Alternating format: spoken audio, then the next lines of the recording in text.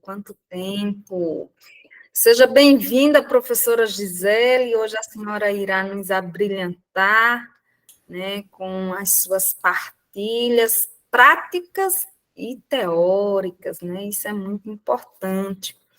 Então, gente, dou as boas-vindas aqui a todas as pessoas que conheço e aquelas que apenas conheço via o nosso grupo, né? O nosso grupo onde Freire vai nos conectando geograficamente, territorialmente, e aí o território brasileiro vai se achegando a esse nosso nexo tão complexo que é a educação, né?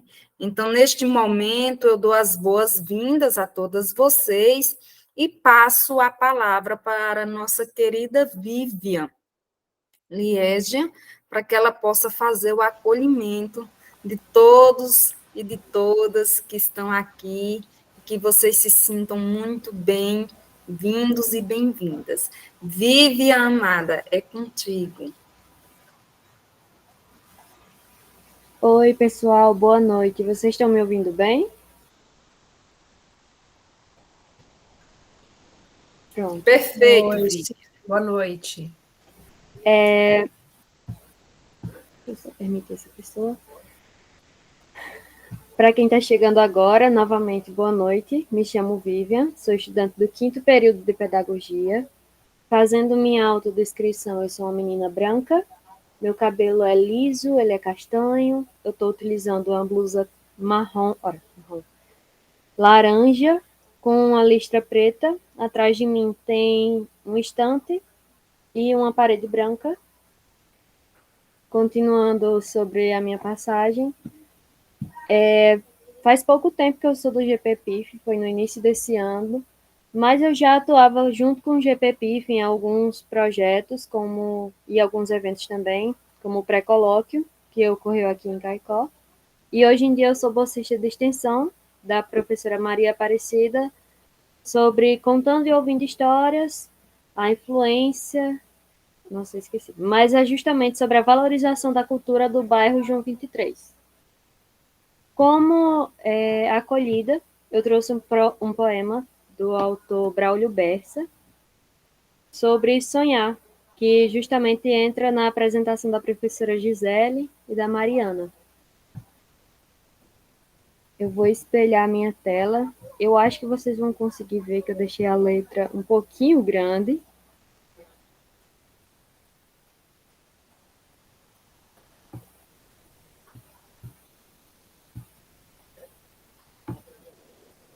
Pronto, vocês estão conseguindo enxergar?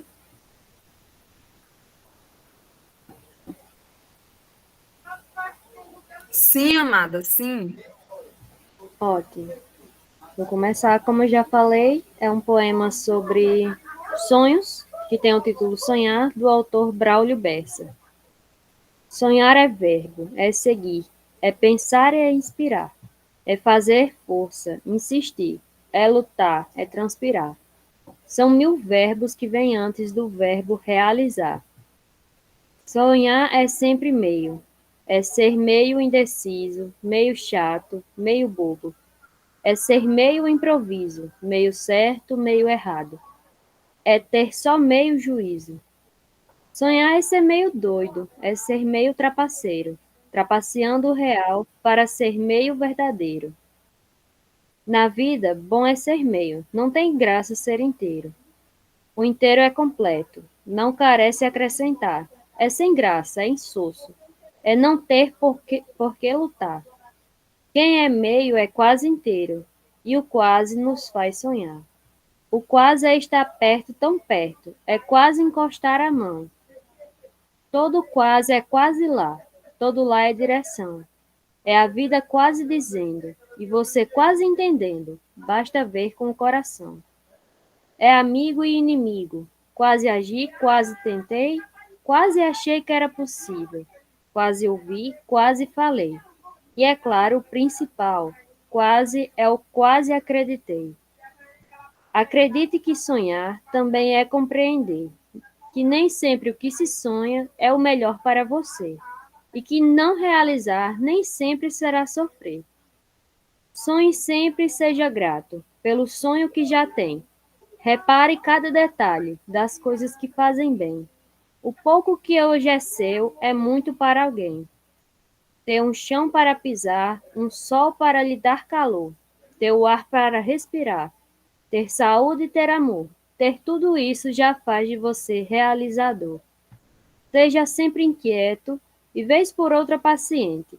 Parece contraditório, soa meio diferente. Às vezes pisar no freio também é andar para frente. A vida não é tão simples. Viver não é só sorrir. A lagarta que rasteja, rasteja para evoluir. Se transforma em borboleta, depois voa por aí. Essa foi a nossa acolhida. Eu espero que tenham gostado desse poema de Braulio Bessa. Eu acho ele muito bonito, muito inspirador e combina muito com o nosso esperançar, né, em Paulo Freire. Excelente, Vivian. Ótima escolha, parabéns, viu? E nós poderíamos finalizar o encontro por aqui, só para dissecar esse poema sobre a essência do sonhar, o quão que ele nos promove o ato da reflexão e, sobretudo, a tomada de consciência de que nós não somos completos, de que nós não somos detentores de nada e muito menos de ninguém, né? E que o nosso sonho, ele serve para nos mover, nos motivar e ir além. E é importante ter uma motivação. Eu, normalmente, em minhas aulas, eu digo o seguinte: qual que é a causa dos estudantes? Né? Qual é a causa que cada um luta porque está ali estudando? Ou se estuda em vão, ou se estuda apenas para ter um diploma, né? O que é que move o ato, o árduo trabalho de estudar? Qual que é o sonho que está por trás, né, Vivian, do curso de pedagogia? O que é que você quer com o curso de pedagogia? É somente viver na idealização da teoria ou é pôr a mão na massa, né, praticar na dura realidade, nua e crua, em meio às todas as adversidades, e aí sim, em meio a todas as adversidades, fazer valer a teoria que consubstanciou todo o seu processo formativo. Bom, e é nessa pegada da praxis pedagógica, né, que nós vamos para os informes. Parabéns, gente. Parabéns, Vivian. Eu solicito que, se vocês estiverem à vontade, sabe, quiserem se posicionar via chat sobre a mensagem, sobre a poesia, fiquem à vontade e vão se posicionando, certo? Me encaminhando agora para os informes, também eu solicito que quem tiver algum informe, coloque no chat para que nós possamos registrar e assim a gente fazer jus a esse momento. Gente, como informe, eu gostaria de dizer que amanhã nós estaremos, viu, Gisele, vivenciando o pré-colóquio, segunda edição, lá em Caruaru, no agreste pernambucano, bem perto da minha terra, e vai ser um evento muito bonito, né? Vai ser um evento tão lindo quanto foi o de Curitiba, porque o de Curitiba marcou muito, né? E nos fez nos conhecer, né, Gisele? Estávamos ali juntinhas, foi muito bom, né? O nosso calor humano em meio ao frio de Curitiba foi excelente. Então é isso, gente, como informe, este do pré-colóquio, né, realizado pelo Centro Paulo Freire, eu, enquanto diretora pedagógica do Centro Paulo Freire, convido, viu, Virna, as pessoas que puderem se fazer presentes, né, estarem ocupando esses espaços, né, porque é importante a gente ocupar, produzir e, sobretudo, resistir, né? Então, diante disso, eu convido agora as meninas que irão fazer a socialização das cartas e juntamente com a sua praxis, né, com a sua prática pedagógica, que é a Gisele, né, que está aqui conosco, ela hoje nos abrilhantará, e também a professora que estará conosco, que é a Mariana Rocha Zacarias. Bom, meninas, este momento é todo de vocês. Os demais, por gentileza, peguem seus cadernos de anotação e registrem, né, para irem tecendo seus comentários e, a partir da leitura que foi realizada das cartas, se tiver algum fragmento interessante que vocês queiram também compartilhar, fiquem à vontade para abrir o microfone e falar e também usar o chat para se posicionar, tá? Mas agora eu passo a palavra para a professora Gisele e também a Mariana Rocha.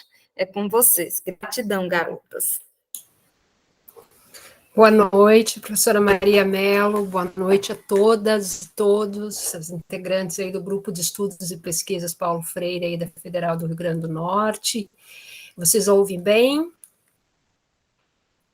Boa noite às integrantes aí do Coletivo Paulo Freire, aqui da Unespar, do Espaço Saberes Anticoloniais e Interculturais em Educação, os nossos SACI, né, e convidados.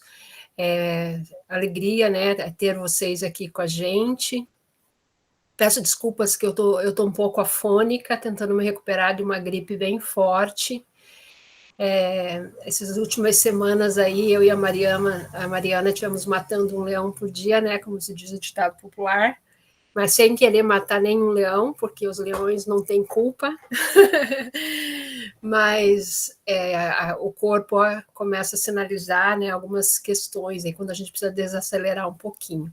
Então, estou um pouco rouca, então espero que não dificulte aí a nossa escuta. Então, antes de a gente iniciar propriamente a nossa apresentação, né, para quem não me conhece, eu sou a professora Gisele Moura Chinor, eu trabalho na Universidade Estadual do Paraná, no campus de União da Vitória, que é um campus mais ao interior, né? A Universidade Estadual do Paraná, Unespar, é um campus uma universidade com 7 campos no estado, e um deles é o campus de União da Vitória, que faz divisa com o estado de Santa Catarina, né? Nós temos uma divisa territorial aqui, que a gente cruza a linha do trem, a gente está em Santa Catarina, na cidade de Porto União. Eu, inclusive, nesse momento, falo de Porto União, porque eu moro em Porto União e trabalho em União da Vitória. E essa marca territorial já é o ponto de partida do que vocês vão ver aqui nós falando, quando a gente vai dialogar aqui com a obra Cartas à Cristina, que é o território que a gente pisa, né? Nós estamos no território da região da Guerra do Contestado, de um conflito fundiário, um conflito territorial de grandes proporções que ocorreu aqui no início do século XX e que entendemos, né, e pesquisadores da área entendem que não é um conflito que teve um término, né, com o acordo de limites estabelecido entre o Estado do Paraná e Santa Catarina, que envolveu, né, várias questões em 1916, porque as desigualdades e a desapropriação da população cabocla naquele contexto, ela permanece, né? A gente está numa região marcada por uma profunda desigualdade social, territorial, fundiária,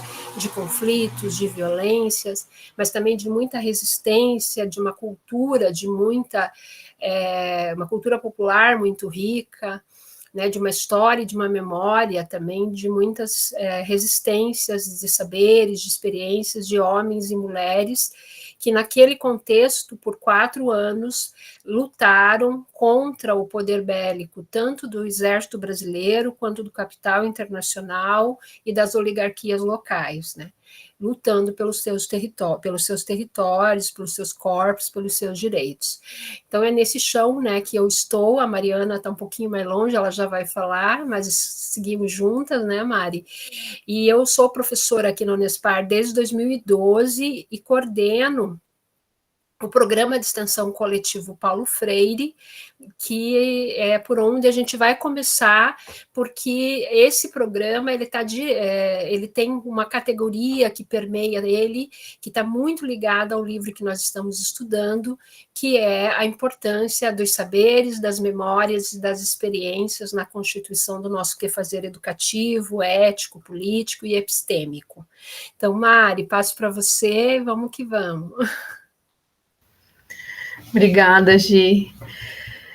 Pessoal, eu peço desculpas, né, professora Gisele, que eu tinha colocado os nossos nomes aqui, e aí depois eu fui mudando, e mudei, e acabou, nossos nomes sumiram daqui, e eu acabei esquecendo de colocá-los novamente, mas está ali no chat, né, está fixado ali na mensagem os nossos nomes. E eu só quero me apresentar, então, rapidamente, e aí vou colocar um videozinho de apresentação que está no canal do programa Coletivo Paulo Freire no YouTube, tá? Um videozinho bem curto. Então, muito rápido, só explicando o que a professora Gisele falou, eu não estou em União da Vitória nesse momento, eu sou de Curitiba e retornei para cá no início do ano, mas eu trabalhei 2 anos lá na Unespar União da Vitória, então fazem 2 anos que eu e a Gisele nos conhecemos, e aí depois eu trouxe algumas imagens ali também para mostrar o quanto nesses 2 anos nós construímos realmente uma relação de amizade, nós não somos apenas colegas de trabalho, né? Mas nós conseguimos, né, nesse coletivo, construir realmente relações de amizade, de afeto, que são muito intensas e que são muito importantes na nossa caminhada. E eu acho que isso também dialoga muito com os escritos aí do Freire e as memórias dele, né? Não somos só um conjunto de... quando falamos em experiência, pensamos na experiência profissional, mas a experiência é todo esse conjunto de vida e pessoas que encontramos e vamos, né, construindo relações ao longo da vida. Então, eu trabalhei muito tempo na educação básica como professora de história, então me considero inicialmente professora de história, e aí depois me formei em pedagogia, e aí no ensino superior atuei no curso de pedagogia lá em União da Vitória. Aí depois a gente vai falando um pouquinho mais, eu vou colocar o vídeo aqui, eu não sei se eu tenho que deixar o meu microfone aqui fechado, aí se tiver interferência, alguma coisa, vocês me avisem, tá? Qual a sua ideia de educação? Paulo Freire dizia: a pedagogia que me toca é a pedagogia que escuta, provoca e vive a difícil experiência da liberdade. Vocês estão ouvindo bem? Sim. Sim, Mari.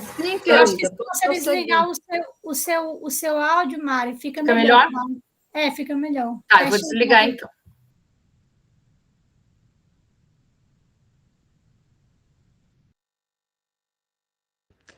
Com a ideia de educação.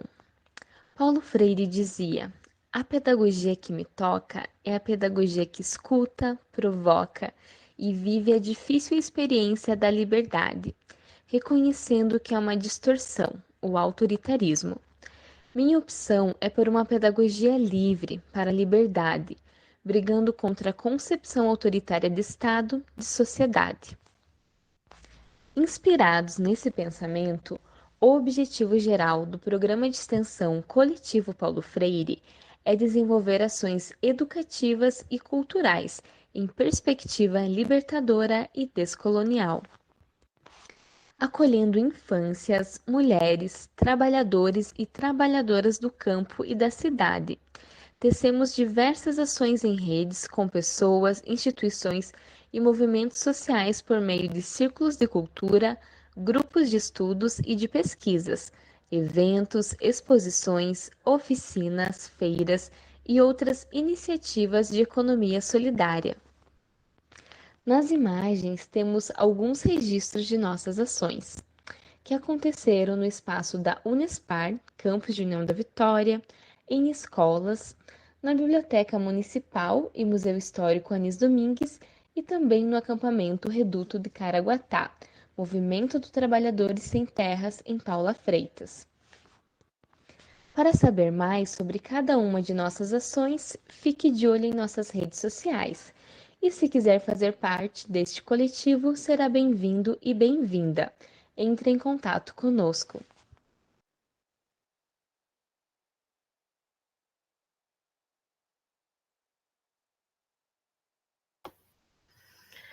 Então, a Prof. Gi teve a ideia de iniciar com esse material, porque eu acho que ele traz ali um compilado, né, e uma parte ainda das ações, porque realmente é muito difícil a gente conseguir, né, expor aí todas as ações desde que o programa iniciou, enquanto programa, em 2021, e ainda tem várias ações que remetem a projetos mais antigos, né, a professora Gisele pode falar um pouco melhor, que é quem acompanha esses projetos desde o início. Então, a gente tem aqui essa primeira imagem da nossa confraternização no ano passado, no final do ano, né, que aí a gente vem com essa ideia de que a gente anda em bando, né? A gente gosta de dizer que a gente anda em bando. Então, essa ideia de coletividade a gente consegue, né, reunir, obviamente, todo mundo, ou quase todo mundo, poucas vezes, e lembrando que nós temos pessoas esparramadas aí pelo Brasil, né? Então, eu que estou aqui em Curitiba e fazendo doutorado em Londrina, e provavelmente daqui a alguns meses vou morar em Londrina, que fica aqui no norte do Paraná. Outras pessoas que passaram pela Unespar e que foram, né, passaram em concursos, estão em outras universidades, estudantes também, né, pessoas que estão cursando, como a Pâmela, que também está fazendo doutorado lá no Rio de Janeiro. Então, as pessoas vão, né, tomando seus rumos aí, e eu tenho a dizer que eu gosto de reforçar que a gente cresce muito, né. A Thalita também, a Thalita está aqui, né? A Thalita fez graduação em pedagogia conosco e está fazendo mestrado agora lá no UFMG, ela é de Minas Gerais. Então, é muito lindo de ver esse movimento todo, e todo mundo, de uma forma ou de outra, né, tem essa vontade de continuar participando, mesmo que só desses momentos online, né, que eu acho que são muito ricos também. Então, aqui é um pouco do que é esse coletivo. É um espaço que acolhe crianças também, então ninguém precisa deixar a criança em casa ou arrumar alguém para cuidar dos seus filhos, vai com os filhos, vão, né, com os bebês, com as crianças, e a gente sempre dá um jeito, né? Arruma alguém para cuidar dessas crianças, planeja quando é o caso, e aí a gente fala um pouquinho melhor mais para frente. Vamos seguir. Opa! Então, aqui eu trouxe algumas imagens, e desculpe se eu estou expondo algumas pessoas aqui, mas eu trouxe essas imagens pelo seguinte questão. Eu e a Gisele, a gente está, né, se encontrando e passeando em vários lugares aqui nessas imagens, né? A gente está num restaurante, a gente está na casa dela, a Gisele adora receber a gente na casa dela e fazer comida, e é uma hospitalidade assim absurda, uma pessoa que é muito acolhedora, né? E as pessoas precisam dormir na casa dela, ficam lá na casa dela, enfim. E a gente estava ali numa cachoeira, lá em Florianópolis, em museu. A Gisele me apresentou para muitas pessoas já, né? Para várias amigas dela. Então, é uma pessoa realmente agregadora. E eu acho importante dizer isso, né? Nós não somos só colegas, nós realmente somos amigas, e isso acontece com grande parte aí desse coletivo. A gente vai tecendo essa rede, que é uma rede de afetos acima de qualquer coisa.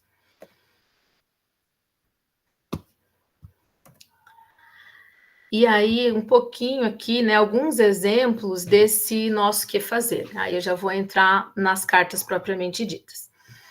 Então, eu trouxe como 3 exemplos, né, de ações do coletivo, E o Rede Sol não é uma ação, é um projeto vinculado, mas aí a gente, se tiver um tempinho, explica mais no final, um pouquinho melhor.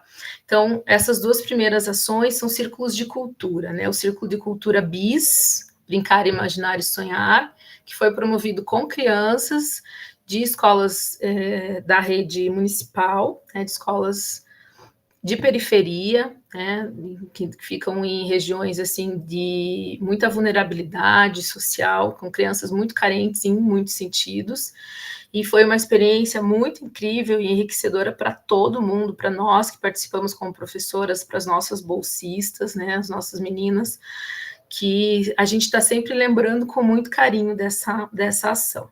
O Círculo de Cultura Leia Mulheres, que é um círculo de cultura feminista que se propõe a ler escritos de mulheres, e é uma demanda que surge aí em relação a essa leitura, né, na academia. Cadê as mulheres desses currículos? Então, acontece num espaço que não é na universidade, é um espaço da biblioteca municipal, que é importante também ocupar outros espaços públicos, né, da cidade, e são só mulheres que participam, porque também, além de ter a questão da leitura, é um grupo que serve também um momento de acolhimento, um momento de autocuidado, onde algumas questões sensíveis surgem, porque a vida das mulheres é permeada e é atravessada ali por muitas violências, todos nós sabemos. Então, é um local ali de escuta, de fala e de acolhimento e de sororidade entre mulheres. E aí, o Rede Sol, um projeto de desenvolvimento que ele conta com um financiamento próprio, então um projeto que ele é paralelo, mas está vinculado ao programa Coletivo Paulo Freire, e ao projeto também de uma outra colega nossa da Geografia, que faz parte do coletivo, que é a professora Daia, que é o Observatório da Questão Agrária, né, vinculado também a esse projeto. E o Rede Sol, a ideia que existe um sol, né, e que uma rede de ações girando em torno desse sol, né. Detalhe que essas logos aqui, a professora Gisele me corrige, eu sei que do Leia e do Rede Sol foi feito pela Érica, né, a Érica, que é... Acho que as 3 foram feitas pela Érica. As 3, eu imaginei que fossem as 3, as 2 eu tinha certeza. A Érica, a menina das logos, nós temos muitas pessoas ali nos bastidores ajudando a gente com essa arte gráfica, fazendo muitas coisas, as nossas bolsistas também, a Keren, que tem ajudado muito e ensinado, inclusive, né, para outras pessoas do coletivo, porque a gente depende aí, né, dessas cabeças aí que lidam melhor com a tecnologia do que nós. Então, essas logos, elas são, assim, são muito bem, foram pensadas com muito cuidado, com muito carinho, e também tem essa parte gráfica que é realmente muito bonita, né? Muito bem executada. Então, o projeto Rede Sol, ele chama Mulheres no Território Contestado, tecendo economia feminista e solidária, e a ideia é trabalhar na questão da geração de renda alternativa para mulheres em situação de vulnerabilidade social dentro desse território, né, que a professora Gisele estava falando um pouco desse território contestado, que não é só um município, então é essa região toda do contestado, e pensar numa economia que seja realmente solidária, que a gente pense em formas alternativas de se produzir alguma coisa, mas também de se pensar uma rede de consumo para esses produtos que são geralmente artesanato, panificação e coisas assim que as pessoas já vêm fazendo, mas que muitas vezes têm dificuldade aí de ter, né, um mercado que consuma. E essa dificuldade de organização também nesse sentido do consumo, e aí tem todo esse conceito, né, de economia feminista, porque o foco nas mulheres e também o consumo muito, né, grande parte dele é feito por mulheres. Então, consumo, produção e consumo entre mulheres. E aí a gente volta a falar, né, depois de apresentar alguns trechos aqui, para a gente ir fazendo essa tessitura, a gente volta a falar das nossas ações com algumas imagens ali, alguns exemplos, e aí a professora Gisele também vai comentar algumas coisas e trazer um pouco desse histórico de algumas dessas ações. Então, eu vou destacar aqui da 9ª carta alguns trechinhos que, assim, me marcaram, me atravessaram de uma forma, assim, mais especial. Então, acho que não tem como não ser tocado, né, por essa questão do luto na infância, a descrição que o Freire faz ali na 9ª carta da morte do pai dele, como que foi, o que ele viu, né, como isso foi impactante para ele. Não lembro exatamente agora qual a idade que ele tinha, mas pelo que eu lembro, em torno de 9 anos, né?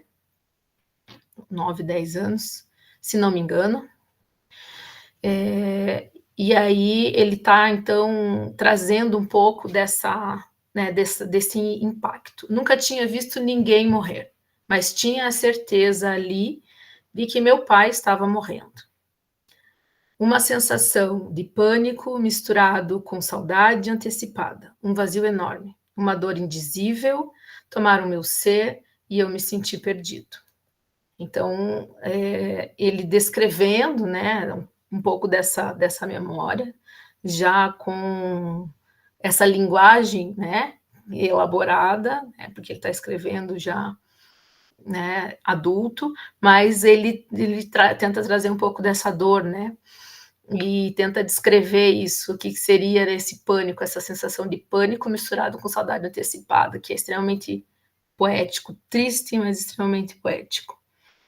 Eu me lembro que quando eu tinha mais ou menos essa idade, que é o que eu imagino que ele tinha, não sei se eu estou certa, mas a minha mãe teve um problema de saúde, né, um problema nos rins, e ela ficou, assim, durante um tempo muito debilitada, e eu não tinha uma dimensão exata de qual que era a gravidade, mas quando eu entendi que existia um risco de eu perder a minha mãe, que existia um risco da minha mãe morrer, eu lembro muito dessa sensação de pânico, né? Que não chegou nem perto disso, mas que, assim, essa mínima possibilidade que passou ali pela minha cabeça de criança, né? Me fez sentir um pânico tremendo, assim. Então, acho que essa questão do luto, né, de ter que viver o luto na infância, é algo extremamente impactante na vida de qualquer pessoa. E aí ele traz essa questão da reinvenção de si. Ele traz um pouco do luto do ponto de vista cultural, né, daqueles dias todos de luto, que é bem interessante também, mas eu acabei não trazendo aqui para não me alongar demais. Mas acho bem interessante pensar, né, na questão daquelas mulheres que se voltam todas, né, para essa questão do luto, a mãe dele que usou preto durante muito tempo e só depois de tantos anos que a irmã convenceu, né, a mãe de não usar mais a roupa preta, enfim, né, todos esses ritos, né, culturais aí em relação ao luto, e pensar que isso varia muito, né, de um grupo étnico, de uma sociedade para outra, então pensar como que é possível também reelaborar, né, a partir de outras experiências, de outros povos, enfim, de outras formas de viver o luto, como que é possível reelaborar isso também internamente. E aí essa questão da reinvenção de si, né, que eu acho interessantíssima. Ninguém que sofre perda substantiva continua a ser o mesmo, ele diz. A reinvenção é uma exigência da vida. Então, é um tipo de experiência que é impossível passar ileso por ela. É como muitas outras, mas eu acho que o luto, muito especialmente, né?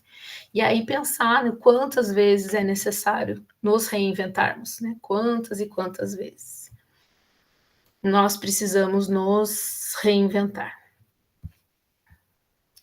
E aí eu finalizo a 9ª carta com mais um trechinho, que é quando ele está trazendo essa questão da morte, e ele fala um pouco sobre como que a gente lida com esse amor à vida e amor à morte, né? Como os nossos atos, como os exemplos que damos para as crianças, principalmente. Então ele está pensando um pouco isso, né? Está pensando na morte do pai, mas ele está pensando em todos os exemplos que em vida o pai deixou para ele, né? Quantos exemplos bons, exemplos positivos, que é de como tratar as pessoas e como tratar os objetos e tratar os animais, ou seja, tratar o ambiente à sua volta, né? Eu achei muito interessante. Eu fiz algumas supressões ali só para não ficar muito longo no slide. Na sucessão de aprendizagens de que participamos, vai sendo enfatizado em nós o amor à vida ou o amor à morte. A maneira como nos relacionamos desde a tenridade com os animais, com as plantas, com as flores, com os brinquedos, com os outros. Assim ensinamos e aprendemos a amar a vida ou a negá-la. Se não me engano, no Pedagogia do Oprimido, ele fala um pouco sobre essa questão da negação, né? Da negação da vida. E aqui ele está trazendo uma pincelada, e lá ele desenvolve, né, essa ideia que é possível aprender a amar a vida ou aprender a negar a vida, né? Que é um aprendizado. E esse aprendizado se dá através dos exemplos, né? Uma criança aprende isso através dos exemplos, principalmente dos adultos à sua volta. Então, achei muito interessante pensar essa questão da vida e da morte como algo que a gente vai cultivando, né? Porque a morte não é algo em si só, né? Não é só o fim. Existe, aí a gente pode pensar que, infelizmente, nos últimos anos veio à tona aí várias formas diferentes de se pensar a partir dessa ideia de morte, né? Um sistema de pensamento e de ação a partir da ideia de morte, como a necropolítica, por exemplo, né? Que, infelizmente, está aí presente na nossa sociedade. Então, você negar a vida, né, negar a dignidade ao outro consequentemente, negar também a existência, negar a vida, e isso é uma política de morte. Então, existem várias formas de manifestar esse amor à vida ou esse amor à morte. E eu achei, assim, de um tanto quanto impactante isso. Aí, Gi, você gostaria de fazer aquela relação que a gente conversou sobre as nossas ações? Você quer que eu comente alguma coisa e depois você complementa? O que você prefere? Então, acho que aqui, eu acho que era bacana a gente falar um pouquinho de como que esse tema do luto, né, ali ainda no contexto da pandemia, ele se fez presente no trabalho que a gente vinha desenvolvendo no âmbito, em especial, do BIS, né? Esteve presente em todas as nossas atividades, no contexto de pandemia, obviamente, né, porque a sociedade brasileira vive essa experiência de um luto coletivo, né, sem nem condições de velar os seus mortos, né, e processar, né, o que estava acontecendo. Isso gerou um impacto, sem dúvida, muito grande, né, inclusive na saúde mental, né? E uma coisa que eu queria compartilhar, acho que na imagem seguinte você já tem uma imagem do BIS, né, Mari? Dava para pôr ali. Esse projeto, né, o Círculo de Cultura Brincar, Imaginar e Sonhar, ele nasce justamente no pós-pandemia, quando as crianças de uma escola municipal aqui, como a Mari mencionou, da periferia, uma escola que a gente já tem uma história com essa escola de trabalho, eu desde 2018, se eu não me engano, 17, e essa escola, a gente, ao dialogar com a equipe pedagógica, essa equipe nos relata, né, a preocupação do modo como as crianças estão retornando para a escola, e uma série de dificuldades envolvendo, inclusive, a socialização no pós-pandemia, né? Você está falando de crianças que ficaram 2 anos em trabalho escolar remotamente ou à distância, né, de diferentes formas ali, devido à necessidade de distanciamento social devido à pandemia. 2 anos na vida de crianças, ela tem um impacto muito maior do que para nós, pessoas adultas, né? essa relação com o tempo, inclusive, não é a mesma, né? E aí, diante disso, né, a gente, em conversa com a escola, propusemos criar um círculo de cultura com as crianças. Vamos ouvir as crianças, ver como que essas crianças estão, o que elas têm a dizer, vamos fazer escuta e com elas construir algo. E aí, nas primeiras conversas com as crianças, a gente trabalhou nesse ano com uma turma de 2º ano e uma turma de 3º ano. Houve os critérios da própria escola para indicar essas turmas que a gente acolheu, e o que as crianças traziam para a gente era a demanda do brincar, do sonhar e do imaginar, né? E aí, à medida que a gente foi as ouvindo por meio de brincadeiras e atividades artísticas, culturais, a gente ia dialogando, né, com a equipe da escola sobre essa escuta, para que a equipe, dentro do seu trabalho pedagógico, fosse fazendo as devidas mediações com o nosso auxílio, e dependendo também a gente indo buscar alternativas ali para algumas questões. E aí teve um dia, numa atividade, que nós propusemos às crianças que elas falassem de um superpoder que elas tinham e um superpoder que elas gostariam de ter. E aí, para não me alongar, né, as crianças ali em roda e falando dos seus crianças, e né, elas imaginam, né, seus superpoderes, desde voar de bicicleta, né, e também os superpoderes que elas gostariam de ter.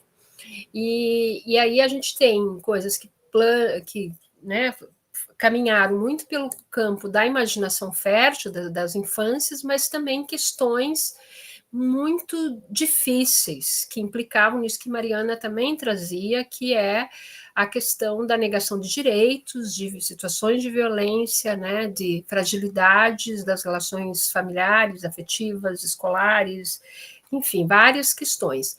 E aí teve uma situação especial aí, remetendo a essa questão do luto, de uma criança que disse que o superpoder que ela gostaria de ter é de trazer de volta a mãe dela que tinha morrido. A gente estava falando de uma criança de 7, 8 anos de idade. E no momento que ela fala isso, né, nós ali da equipe não tínhamos conhecimento que essa criança tinha perdido a mãe, e isso tinha acontecido há muito pouco tempo, cerca de 2 meses. Essa criança estava tentando processar esse luto, né? Ela chorou, depois ela veio no meu colo, depois, né, eu saí com ela da sala, a gente conversou, e aí depois com a equipe, né, do Coletivo Paulo Freire, a gente refletiu sobre esse tema do luto, né, que foi o tema que surgiu com as crianças, né. E o que nós percebemos? Que essa criança, ela vinha passando por um processo de sofrimento com essa perda, ela tinha uma irmã também estudando na escola, numa outra série, no outro ano, e essa criança não estava sendo assistida do ponto de vista psicológico, terapêutico, né? E ela estava em sofrimento psíquico com essa questão. E assim que como com ela, surgiu uma série de outros momentos no BIS em que várias crianças trouxeram situações ligadas à saúde mental. Imagina, a gente estava falando de crianças ali de 8 a 9, 10 anos de idade, expressando situações de ansiedade, pânico, né, muita dificuldade de interação social, de contato físico. Por isso que a gente chamou o corpo para o centro, né, que muitas vezes é uma coisa que a escola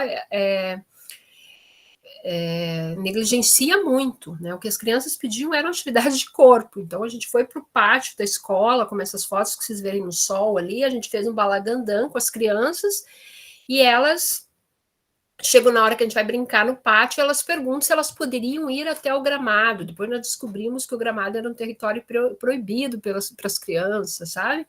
Então, a gente vai percebendo uma série de coisas de como pedagogicamente a escola está negligenciando o corpo no espaço escolar. E o brincar, que é constituinte da infância, que é constituinte do humano, né?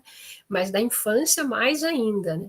Então, a gente foi sempre buscando esse movimento, né, de fazer a escuta mediada pela brincadeira, pelo circular nos diferentes espaços da escola, né, trabalhando a autoestima das crianças, como nessa fotinho que vocês veem ali, a Frida Kahlo, foi uma oficina de autorretrato que a gente fez com as crianças, né?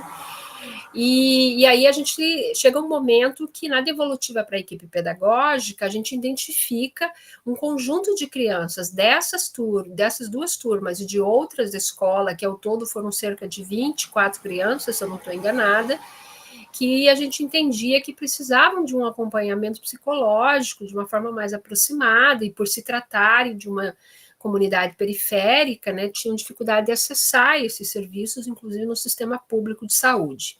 E aí nós fizemos uma conversa com uma psicóloga, que aí tem a ver com as outras redes aí de apoio que nós temos, tanto vinculado ao Leia Mulheres, como outras profissionais, que acompanham o nosso trabalho, e em contato com uma professora e psicóloga de uma universidade privada aqui na nossa região, porque na Unespar nós não temos o curso de psicologia, a professora Dânica, ela se propôs a construir um projeto com mais 7 profissionais de psicologia, voluntariamente para trabalhar com famílias e crianças nessa escola.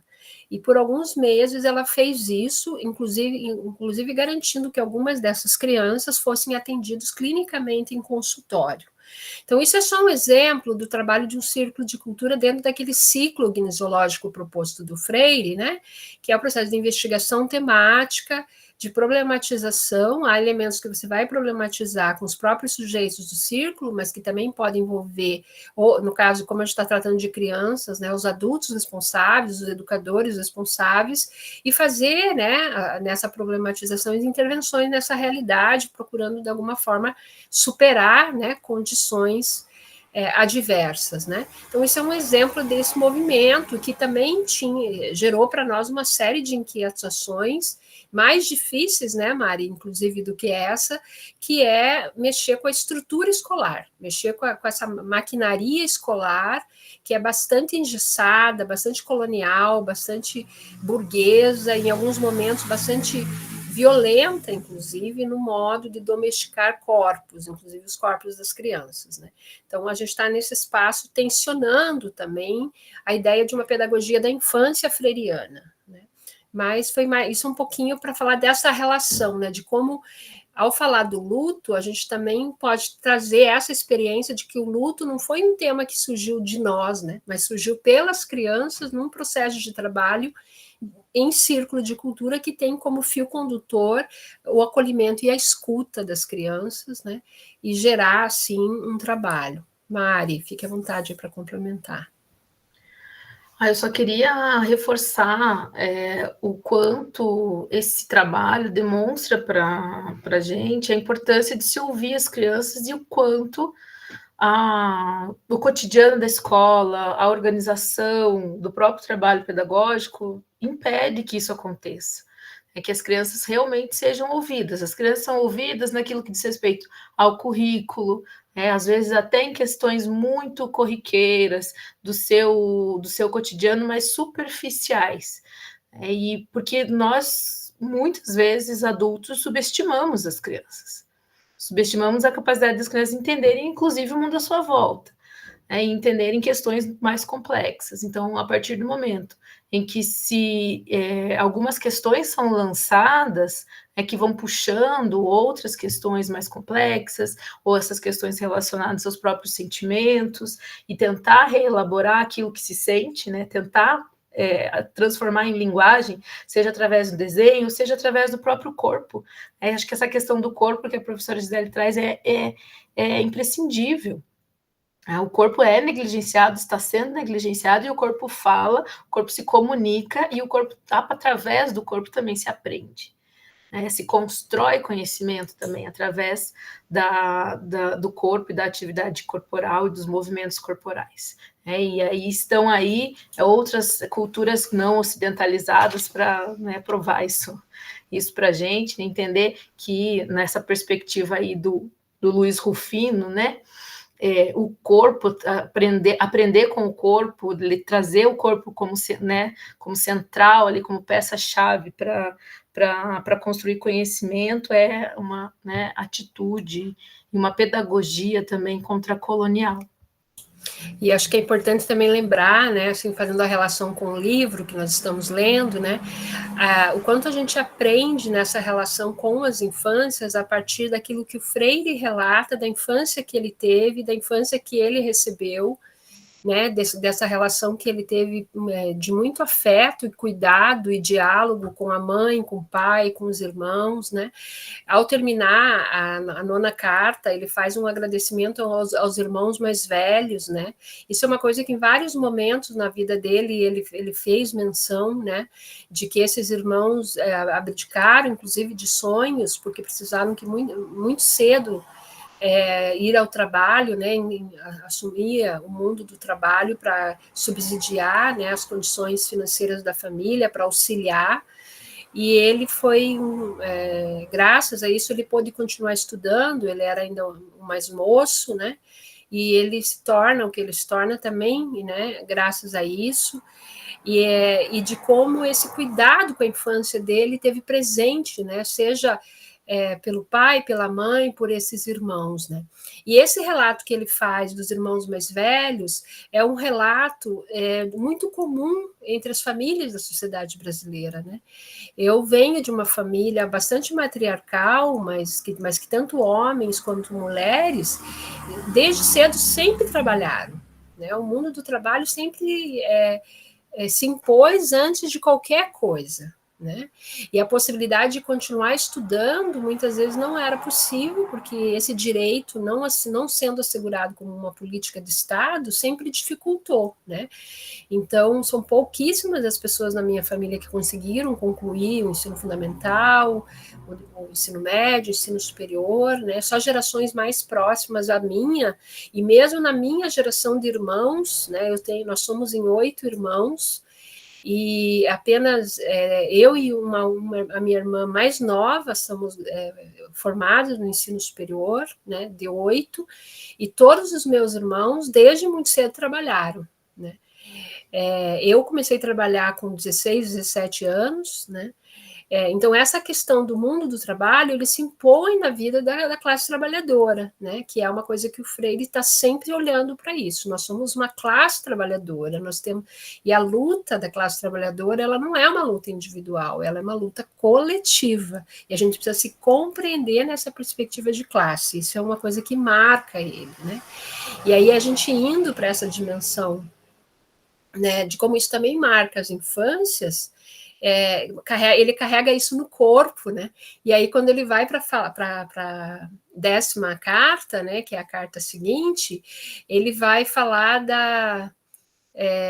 do gosto dele pela leitura, né? Um período da vida, ele já mais jovem, quando ele está vivendo, né, a experiência do primeiro casamento dele com a Elza Freire, que foi uma grande educadora, né?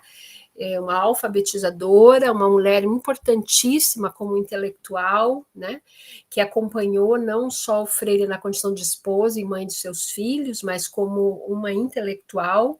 Eu não consigo conceber a produção teórica do Freire sem a participação também da Elza Freire, né? É importante olhar para isso, e ele, vários momentos das seus escritos também vai fazer esse reconhecimento, né? E ali nessa carta, né, depois ele vai contar, né, que já na experiência, né, de estar, né, jovem, casado, né, ele vai se ver nessa condição de jovem, trabalhador, estudante, professor, né, dentro desse impasse, né, que com poucos recursos, ou ele comprava roupa ou ele comprava livros, e às vezes nenhuma coisa nem outra, né, tinha que estar equilibrando ali na balança, né? E aí ele vai dizer num dos trechos, né? As roupas, os livros e as revistas. Ele vai dizer, as revistas e os livros punham sempre entre parênteses a aquisição de roupas. E somente quando já não era possível deixar para um depois distante, comprava algo ordinário. No fundo, a experiência profissional se dá no corpo da existência maior. Se gesta nela, por ela, é influenciada e sobre ela, em certo momento, se volta influentemente. Olha o que tem vários elementos aqui para a gente pensar, né? Mas como ao revisitar esse processo da formação intelectual dele, essa busca rigorosa pela teoria, que né, o Freire sempre levou essa busca pelo conhecimento teórico com muito rigor, né, em que ele vai num tempo, né, gente, que não temos redes sociais, internet, né, não temos a facilidade de acesso a conhecimentos e informações, né, mas o acesso são nas livrarias, os livreiros, né, ele vai destacar, né, a busca rigorosa disso e a relação que ele vai estabelecer. Ele convida a gente, né, eu que já passei por Recife, fiquei imaginando as ruas de Recife daquela década de 40, da década de 30, né, em que ele vai falar das livrarias, das editoras, né, a experiência da editora nacional, os autores que ele lia, o desgosto com a gramatiquice sobre o escrever bonito, né. Ele vai falar vou ler aqui o trechinho, né? Ele diz, minha paixão nunca se centrou na gramática pela gramática, daí que não tenha jamais corrido risco de resvalar para o desgosto da gramatiquice. Daí o prazer com que me entregava, sem hora marcada para terminar, a leitura de Gilberto Freire, de Machado de Assis, de Queiroz, de Lins do Rego, Graciliano Ramos, de Drummond, de Manuel Bandeira. Escrever bonito é dever de quem escreve, não importa o quê. E aí eu queria refletir aqui com vocês sobre o que ele está chamando dessa boniteza que não é gramatiquez, né? Ele tem uma dimensão que é de uma meninice, né? De um menino curioso, de uma meninice, né? De uma coisa afetiva, sensível na escrita, e ao mesmo tempo uma preocupação estética, um profundo engajamento estético. Ele não acredita no mundo sem a beleza, né? É o amor e a beleza que move o mundo, né? E aí esses autores, certamente além desses outros, né, que ele não citou, vão ensinar essa tarefa de tecer as suas escritas, né? Então, com quem que a gente aprende a escrever? A gente aprende a escrever com o que a gente lê, né? Com aquilo que a gente está lendo e praticando essa leitura, né? E muitas vezes, quando a gente enche a nossa escrita de arames enfarpados, como diria o Antônio Gramsci, né? Que é apenas fazer comentários, entre aspas, de autores, de argumentos de autoridade, a gente está abdicando dessa boniteza da escrita, que é a escrita autoral, aquilo que a professora Maria Mello sempre lembra vocês aqui, né? Gente, se coloquem, escrevam, né? Leiam, analisem, interpretem, né? Então, a gente ser autor das nossas escritas. E aí tem uma dimensão que eu tenho reivindicado muito para mim, brigado por ela, e que eu aprendi com Paulo Freire, que é a escrita de si. A escrita de si é um ato político na escrita e nos espaços, sejam acadêmicos ou não, porque ao fazer isso, a gente reivindica um tipo de ciência, um tipo de produção de conhecimento que sabe onde está pisando, que é revelador, que não abstrai o sujeito de fala, que expressa a concretude desse sujeito que está escrevendo, que expressa que tem um corpo, que tem um gênero, que tem uma orientação sexual. Então, ela é um ato ético e político e epistêmico contra a lógica colonial que, por trás de um discurso de universalização abstrata, apaga sujeitos. Né? Quando você lê um texto que você não sabe se a pessoa que escreveu foi uma mulher, um homem, uma pessoa branca, uma pessoa negra, um indígena ou mesmo uma criança, né, você está apagando sujeitos, né? E o Freire nos ensina muito a escrever a partir de si, né? E aí eu não poderia deixar, porque eu gosto de alfinetar o Paulo Freire também, né? De dizer que eu senti falta, e eu sempre sinto falta, de mulheres, né? Ele cita aqui, claro, não vamos crucificar o velhinho, né? Nosso queridinho mestre, né? Que ele é um homem, né, situado no seu tempo, né? Mas eles, nesse aprendizado com autores e autoras, ele só cita homens, né? E aí a gente poderia se perguntar, nesse contexto, nós tínhamos mulheres produzindo literatura? Nós tínhamos mulheres produzindo sociologia? Né? Tínhamos, né? Por que o Freire não tinha acesso a essa bibliografia, né? Então, imagine, se o Freire, um homem privilegiado no acesso às livrarias de Recife, não tinha acesso, imagine a grande maioria da população brasileira, né? Então, essa é uma ótima questão para nós refletirmos. Professora Maria Mello, a gente está quase concluindo, é isso? Pode falar. Não, Gi, muito bem, amada. Veja, você acaba me provocando, né, a gente endossar ainda mais a invisibilidade que Freire dá, a questão não somente de não citar mulheres, mas a sua própria companheira, entende? Porque quem foi Paulo Freire sem Elza Freire? Sem, ou melhor, vou retificar a pergunta que ela não está colocada no verbo conjugado corretamente. Quem seria Paulo Freire sem Elza Freire? Isso porque Elza era professora de educação básica.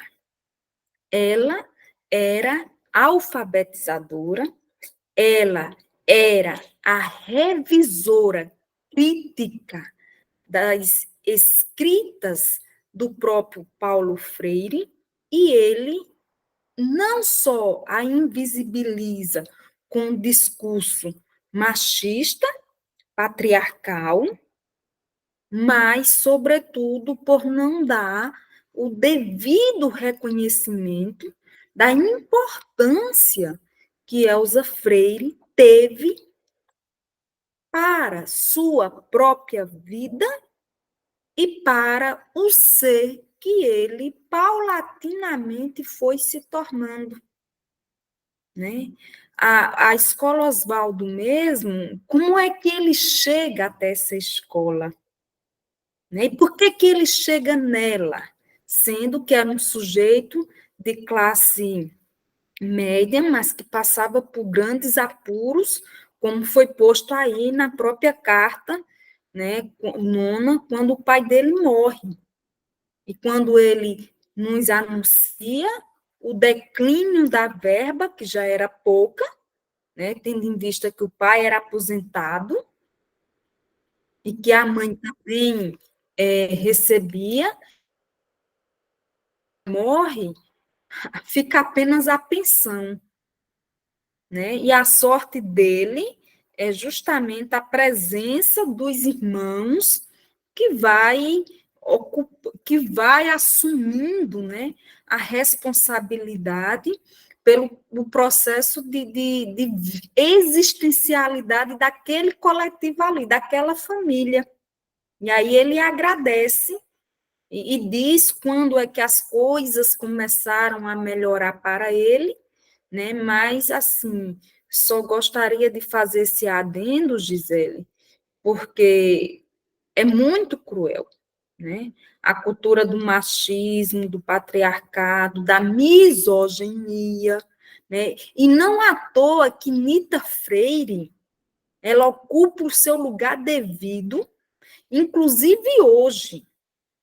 Eu já ouvi depoimentos de Nita Freire, que ela se coloca na posição bem altruísta, né? Sobretudo quando Freire era convidado para ir fazer as palestras, porque ela dizia: olhe, Freire, exija não passagem econômica, mas exija passagem de primeira classe, né? Então, assim, o lugar que Nita ocupou, né, na vida de Freire ela se presentifica, ela dá-se a devida visibilidade, coisa que a Elsa, talvez, diante dessa cultura toda dominadora, né?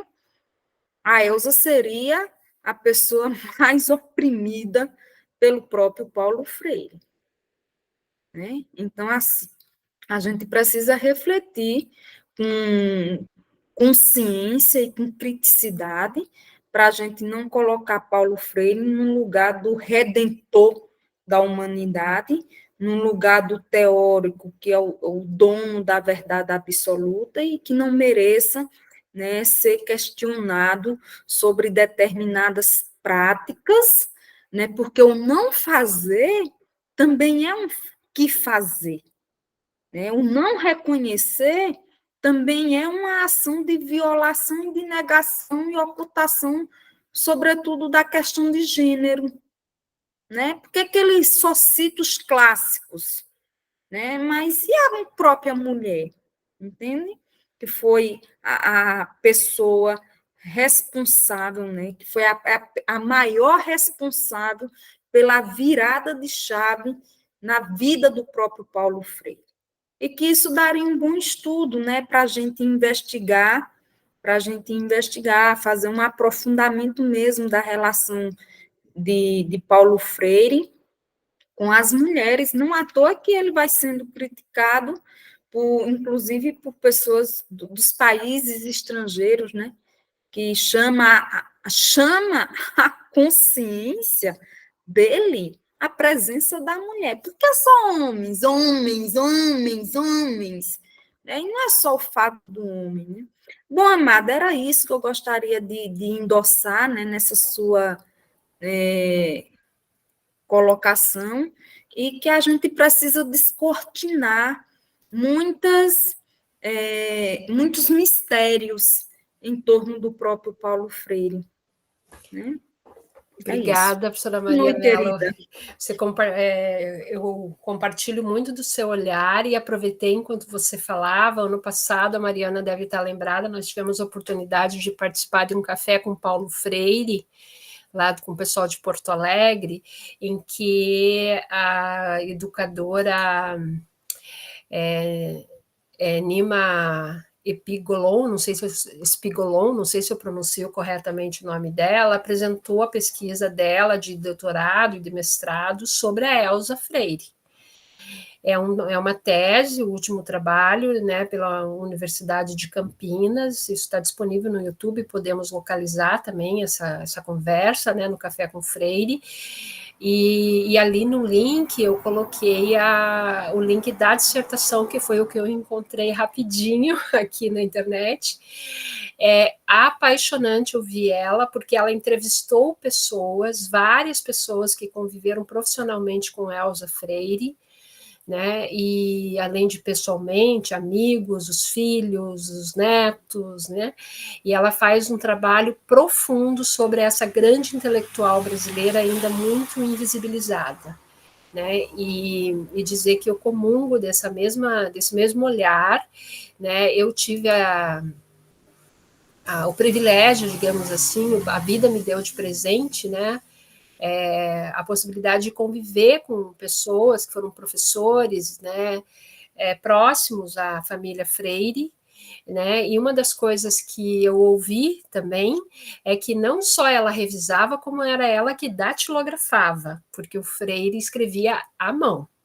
Eu tive a oportunidade de conhecer a biblioteca pessoal do Paulo Freire, que hoje está no Instituto Paulo Freire em São Paulo, e estão lá os textinhos dele escrito à mão, inclusive o manuscrito, né, da Pedagogia do Oprimido foi recuperado, e todo escrito à mão.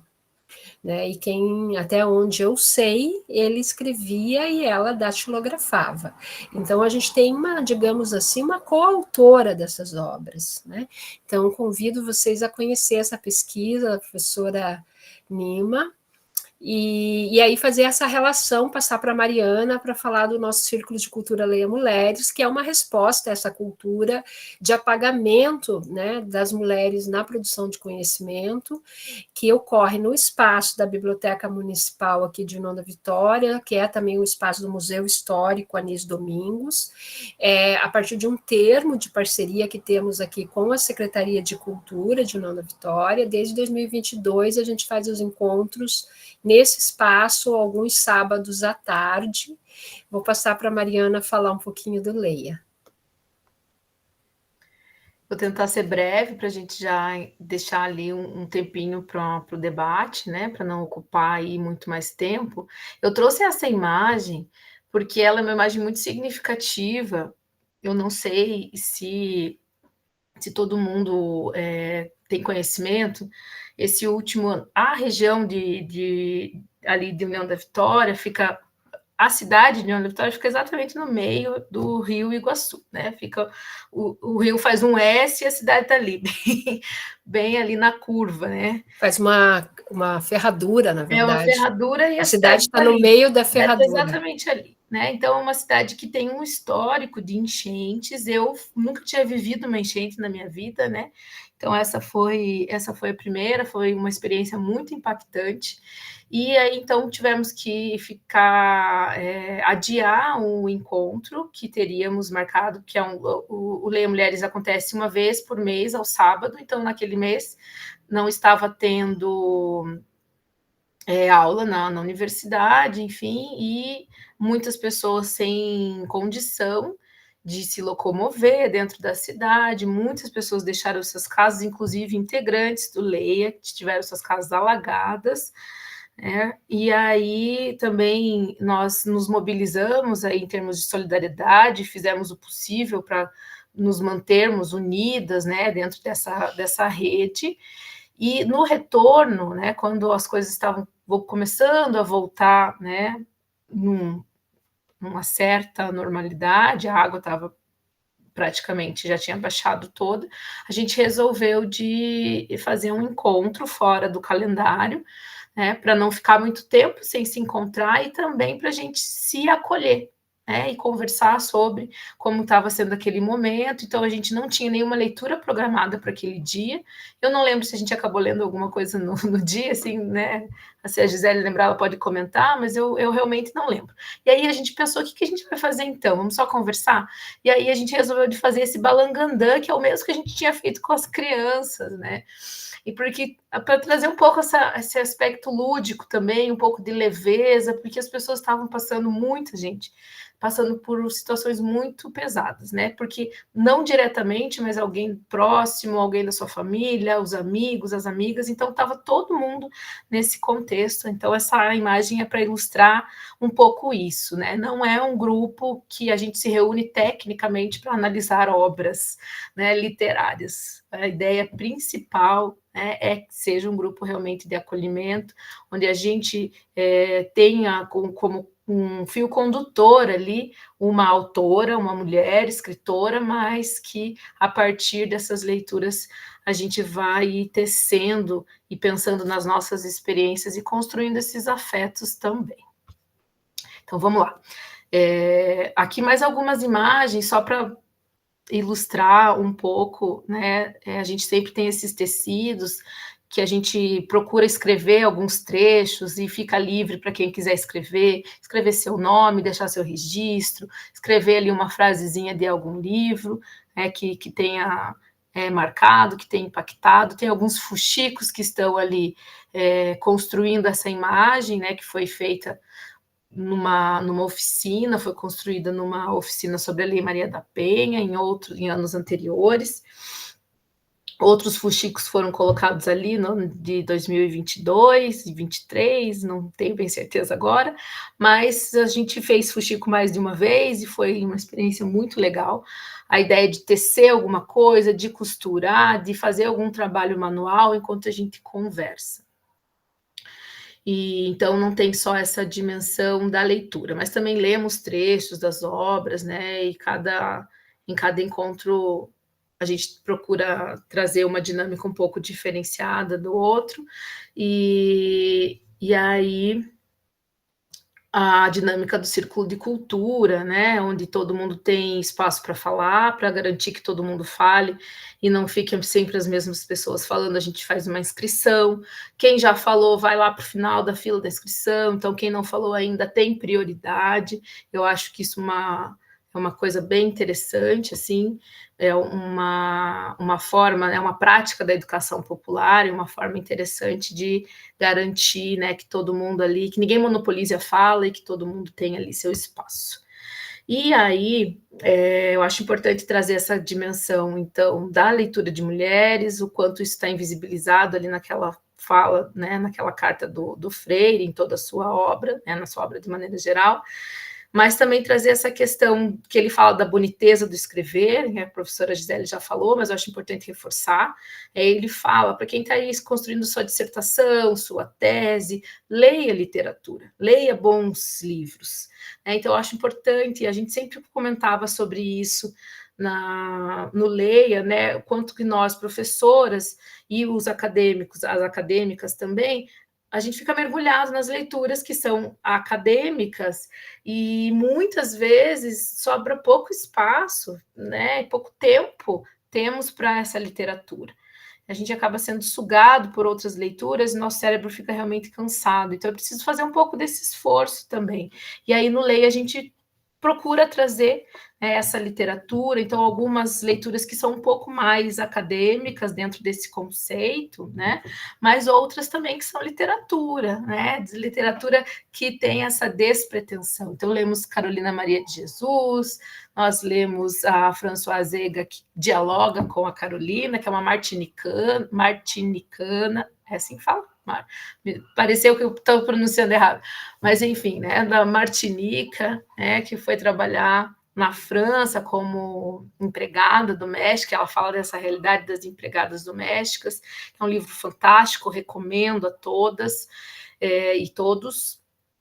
E também outros livros, Helena Ferrante, enfim, várias obras de literatura que trouxeram reflexões, mas também trouxeram essa leveza da literatura. E pensar que é isso que faz com que a gente escreva bem. Acho que foi muito importante ouvir isso, né? Entender isso aí nesses últimos tempos. A professora Gisele acabou de falar disso, né? É isso que faz com que a gente vai escrever bem, né? Escrever bem a gente só vai conseguir lendo muito e lendo bons autores, né? E lendo essa escrita diversificada também, né? E, enfim, eu acho que para a gente não se estender mais, seria isso. Tem apresentação, ainda não acabou, né? Porque a gente é meio pretensiosa, né? Mas realmente a gente para por aqui. O outro projeto que ficou ali, o Rede Sol, vocês podem buscar aí. Eu acho que só vai passando, Mari.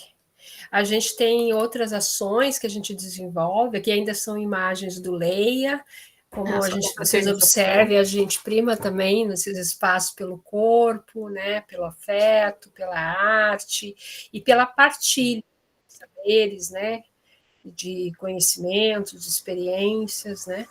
E o Rede Sol, ele é um projeto que está acontecendo, inclusive amanhã a gente tem a Feira da Diversidade aqui no campus, aqui da universidade, paralelo à feira, em alguns momentos a gente construiu e pretende esse ano voltar a construir rodas de conversa, né, para aproximar ainda mais produtores e consumidores sobre diferentes temas, fundamentalmente também aproximar a comunidade externa do espaço da universidade, entender que esse espaço é seu, né, e que elas se sintam pertencência a esse espaço, né. Hoje eu estava conversando ontem, na verdade, conversando com uma estudante aqui nossa, e ela relatando a mãe dela que participa da feira e que está sonhando em vir fazer a faculdade que até hoje ela não conseguiu fazer. Então, eu fico até emocionada, porque às vezes a sensação que a gente tem que nosso trabalho é só um grãozinho de areia no deserto, né? Mas a gente está semeando. Acho que é isso que é importante. E aí eu queria voltar a reforçar de uma coisa que a Mari quase me fez chorar quando ela começou falando aqui logo no início, né? Que o Freire, lá no final da carta, né, ele vai dizer assim: não sei se você já reparou que, de modo geral, quando alguém é indagado em torno de sua formação profissional, a tendência do perguntado ao responder é arrolar suas atividades escolares, enfatizando sua formação acadêmica, seu tempo de experiência na profissão.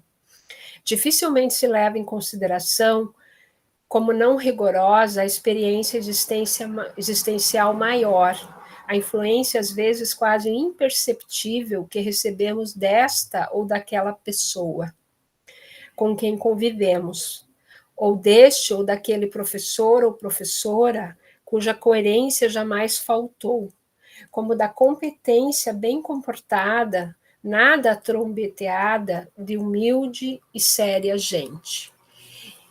Ou seja, né, é uma aprendizagem da alteridade, da relação com o outro, né? O Freire, ele se gestou também nessa experiência da filosofia do Ubuntu africana, de que eu sou porque nós somos. E eu quero dizer disso também, né? A África também constitui o Freire, ele inclusive fala isso, né? Que quando ele esteve em África, ele se reencontrou como brasileiro, como recifense, como pernambucano. Né? Então, eu sou porque nós somos, e eu não posso ser se os outros também não são. Então, acho que isso é muito profundo, né, desse aprendizado que o Freire nos dá, e nós aqui temos buscado, né, promover essas atividades para nos fortalecer nesse que fazer, e também para que a gente se constitua, né, pessoas melhores, né? Porque eu não acredito numa mudança no mundo em que não mude a nós mesmos, né? Nós estamos longe de sermos as pessoas coerentes que por vezes a gente acha que a gente é, né? E a gente é perpassado pelas marcas, né, do sexismo, né, do racismo, de uma cultura elitista, marcada por uma lógica, né, de uma sociedade autoritária, competitiva, e o primeiro reconhecimento é que isso também nos constitui. E essa busca do ser mais freiriano é justamente reconhecer, né, que podemos ser outros, ser melhores, né, nessa incompletude humana. A Vilma, né, tão lindamente nos brindou com um poema que fala desse sonho, né, queria deixar esse agradecimento final aqui para Vilma, né, esse sonho desse inédito viável, de que bom que a gente não é inteiro, a gente é busca, a gente é inacabado, e a gente pode ser mais. Então, muita gratidão aí pela escuta, ficamos à disposição para o diálogo, e que, como Freire nos ensinou, que a gente o reinvente, o supere e o melhore, né? Não apenas o endeuse. É isso, minha gente. Obrigada. A gente vai também colocar uma listinha de frequência do Saci aqui, daí depois a gente vai ver como que administra essas listas, né, Maria? Mas só para os nossos registros internos aqui. Obrigada.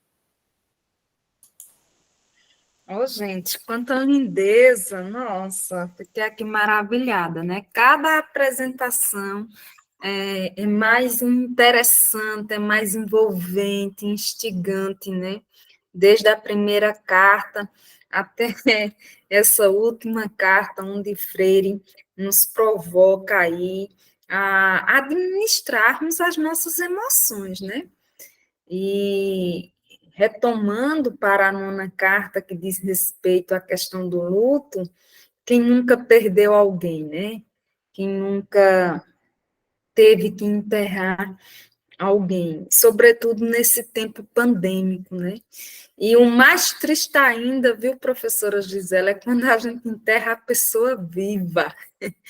E isso às vezes acontece, né? Nós enterramos as pessoas vivas. Então, como trabalhar, sobretudo, as nossas emoções, a nossa percepção de si e do outro, para que a gente não enterre ou não seja enterrado vivo, né?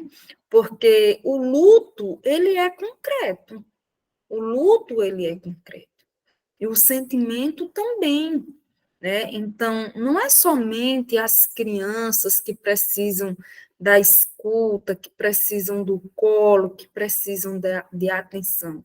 Os adultos também.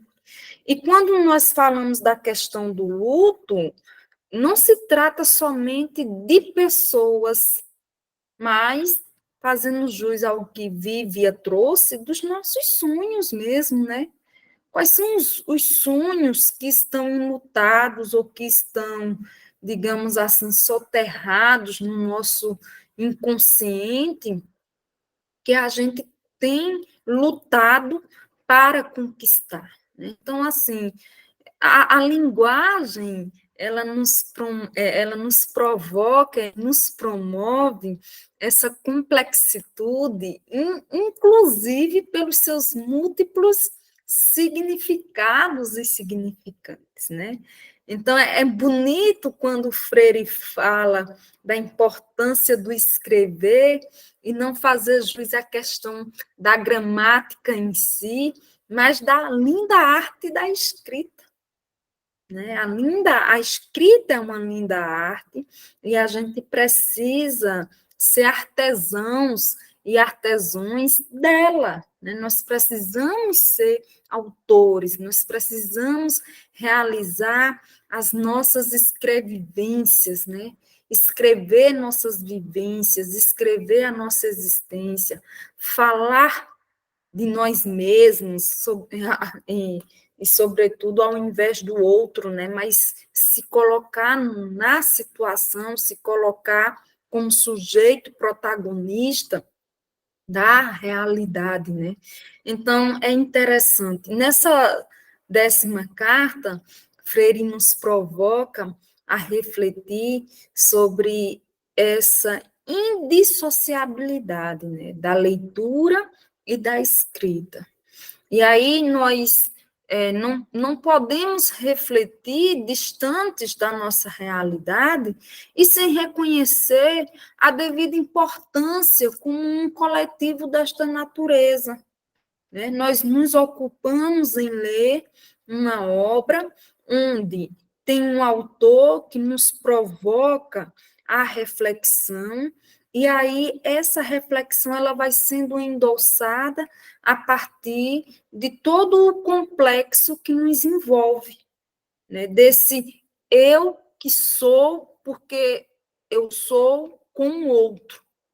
Né? Eu sozinha não me basto, né? De modo algum. Então, é importante a gente entender e compreender a importância de estar no coletivo, a importância de ler, de escrever, e assim, sabe, professora Gisele, o que eu acho mais estranho, e eu já ignoro, sabe, para eu não me frustrar tanto, sabe, Virna? As pessoas vão para a universidade e não levam um caderno. É interessante ver que ninguém escreve mais hoje. Né? Ninguém escreve mais hoje, é todo mundo nos celulares, nos computadores, né? Mas a prática da escrita no caderno, como a gente tinha, como antigamente, ela está perdida. Né? E qual é o grande risco disso tudo? É justamente os processos seletivos, futuramente, né? Porque as avaliações elas não são feitas através da escrita digitada, é da escrita à mão. Né? Então, e aí, quando a gente está digitando, seja no computador, seja no celular, gente, olha, eu uso muito o celular para escrever, inclusive para fazer quadernos, a professora Gisele. E eu já fui tão criticada, que é impressionante, né? Mas o uso da tecnologia facilita, né? Sobretudo quando o teclado ele é inteligente, que já completa aquela palavra que você quer dizer ali, então dá uma certa facilidade da escrita, sobretudo para poder fazer a assimilação de tudo que está sendo posto ali, né? E assim, uma coisa é usar as tecnologias pontualmente para escrever, né? Outra coisa é a gente perder o hábito da escrita, né? Perder o hábito da escrita. E que isso vai implicar, evidentemente, no nosso futuro, no nosso desenvolvimento, né? Como estudar para um concurso público que tem provas dissertativas, se você não pega aquele tema e não vai desenhando, não vai escrevendo, não vai organizando as ideias, né? Então, isso compromete futuramente os processos avaliativos. Porque enquanto você estiver sendo avaliado através de digamos assim, de um projeto escrito digital, é uma coisa. Outra coisa é você ser avaliado à mão, né? A caligrafia. E se for uma escrita que o professor ou a banca examinadora não compreenda, seja ilegível, né? Seja embaraçosa, aí é que complica ainda mais, né? Pois não, professora?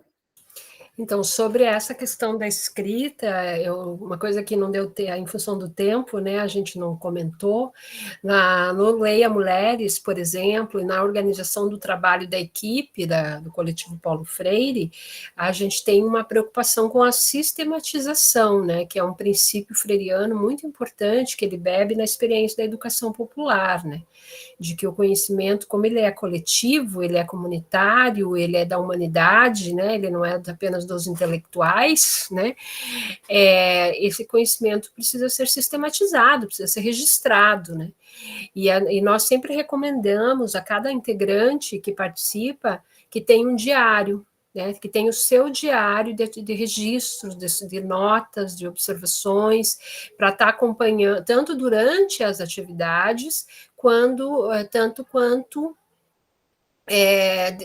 no seu momento de leitura, né? Você está fazendo ali a leitura do texto que nós indicamos para aquele mês, faz as suas notas para depois compartilhar, né? Como é que isso atravessou em você essa leitura, né?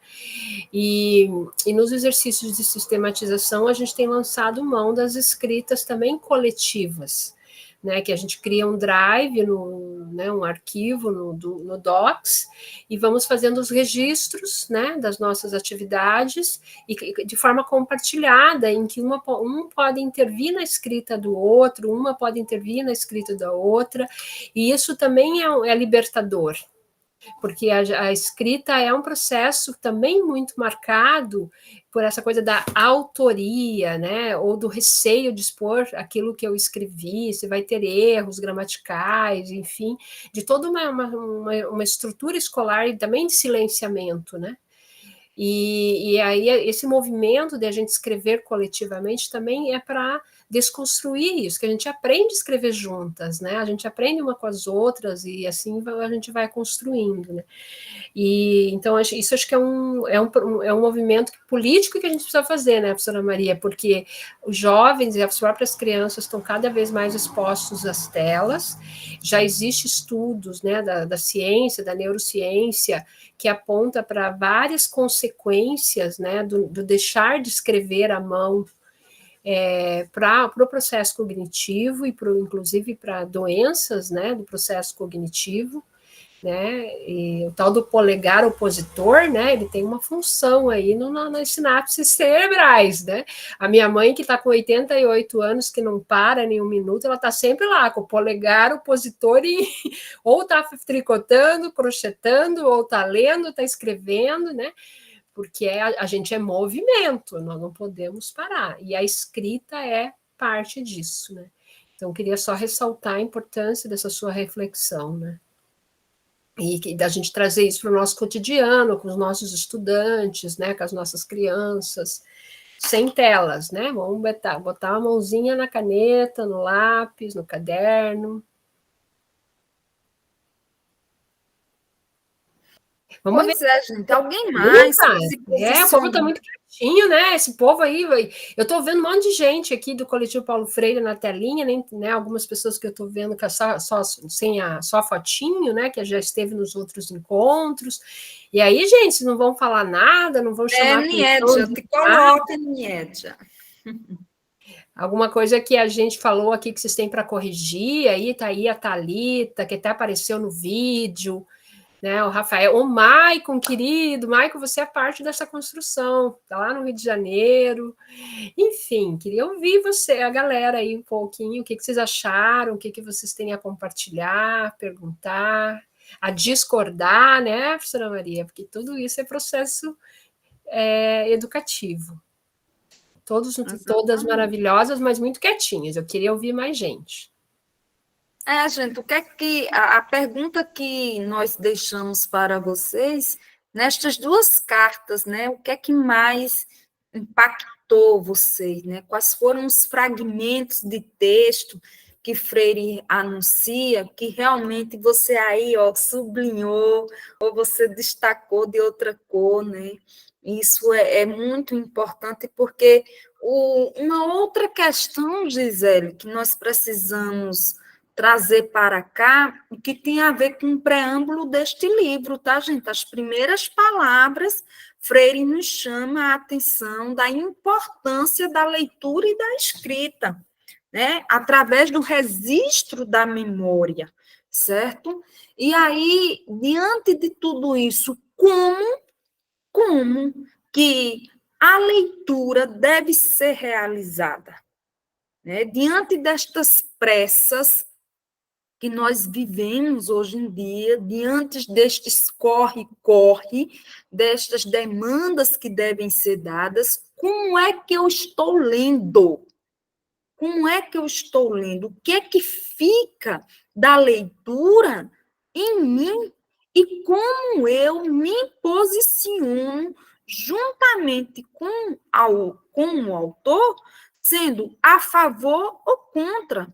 Porque é importante você se implicar nesse movimento de leitura, fazendo aí as interpretações necessárias para que a gente se coloque na coautoria daquilo que está sendo lido.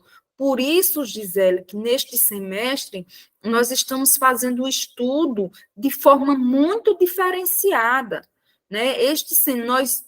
Pronto, assim, esta semana nós estamos completando 3 anos deste grupo de estudos e pesquisas, e aí o modus operandi que nós estamos realizando neste semestre, ele é distinto de todos os outros. A procura, evidentemente, da melhora, do aperfeiçoamento, da evolução e, sobretudo, da concretitude deste processo. Né?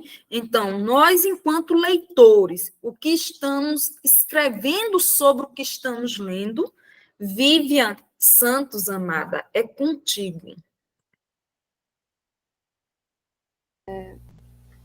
Primeiro, eu queria parabenizar a professora Gisele pelo lindo trabalho que ela desenvolveu nas escolas, a professora Mariana também, Cara, é uma coisa que a gente deveria ter nas escolas, mas acaba que o conteúdo, o currículo, ele se torna mais importante do que você realmente saber quem está ali, quem é o seu estudante, o que ele está sentindo e tudo mais. Tem uma passagem do texto, se não me engano, é na carta 10. 10 mesmo. Que eu sou muito ligada à questão da cultura. Inclusive, eu até publiquei para Caruaru, para o pré-colóquio de Caruaru, falando justamente sobre a cultura.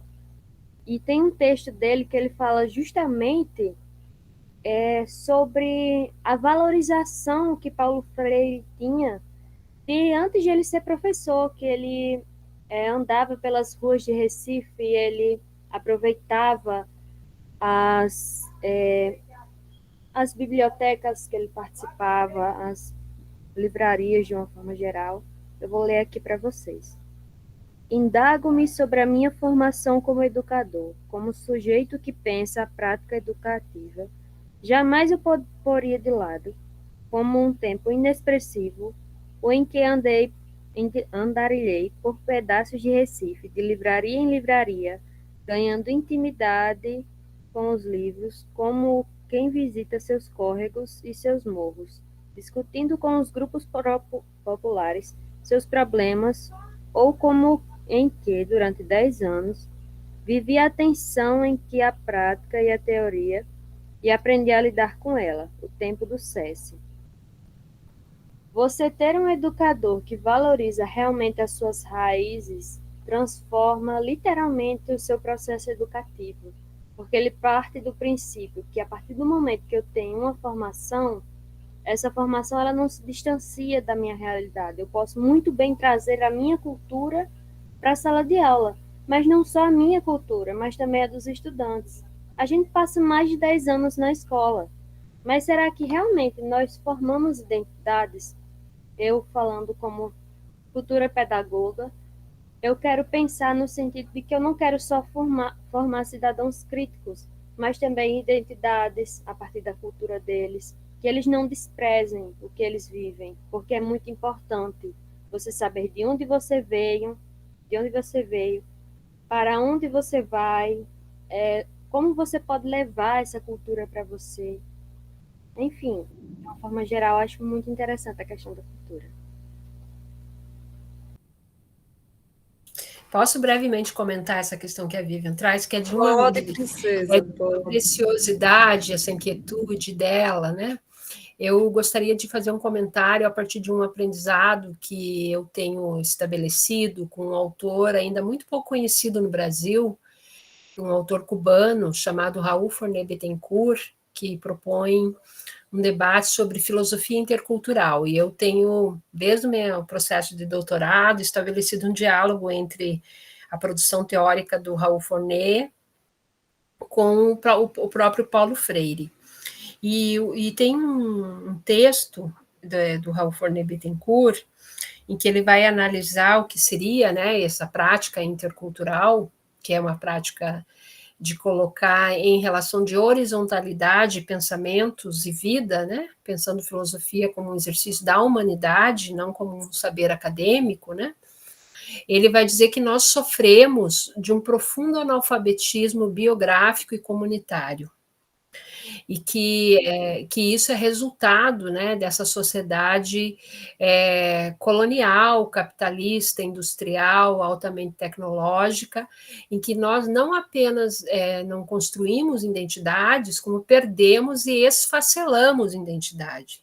Né? O primeiro exercício do colonizador é apagar o índio que vivia dentro do índio, né? Aí, fazer morrer esse indígena, para que ele deixe de ser ele mesmo, né? Assim como com todos os povos, né, que sofreram a violência desses processos coloniais. E nós ainda hoje, pelos padrões, né, que estabelecemos de poder, de saber, de conhecimento, de cultura, nós continuamos apagando, né, culturas e identidades e desconhecemos a nós mesmos. Então, quando o Forné fala de analfabetismo, ele fala dessa dimensão, que nós sofremos de um analfabetismo cultural. Nós não conhecemos a nós mesmos, nós somos capazes de estudar os grandes intelectuais clássicos, e devemos fazer isso do mundo, mas não lemos o nosso território, não compreendemos o nosso território, não entendemos as nossas gentes, as nossas expressões culturais, e isso leva a um analfabetismo de si. E é isso, e eu ligo isso diretamente à construção da identidade que a Vivian traz, e esse analfabetismo de si está diretamente ligado ao que o Freire provoca a gente a pensar, quando que é construir um processo pedagógico que não é voltado para si, mas parte dos contextos de vida, sociais, culturais, locais, para que essas pessoas, ao fazer suas leituras de mundo, compreendam a realidade mais ampla, a si mesmo, e possa intervir nela, inclusive se apropriando do conhecimento da humanidade. Então, esse ciclo que o Freire propõe de construção do conhecimento está longe de ser compreendido, né, e efetivamente implementado, né? Nós somos aqui fagulhas de resistência, digamos assim, nesse processo, né? Que é combater também esse analfabetismo biográfico e comunitário. Então, Vivian, me solidarizo com você, e você certamente será uma pedagoga que vai fazer a diferença nessa luta.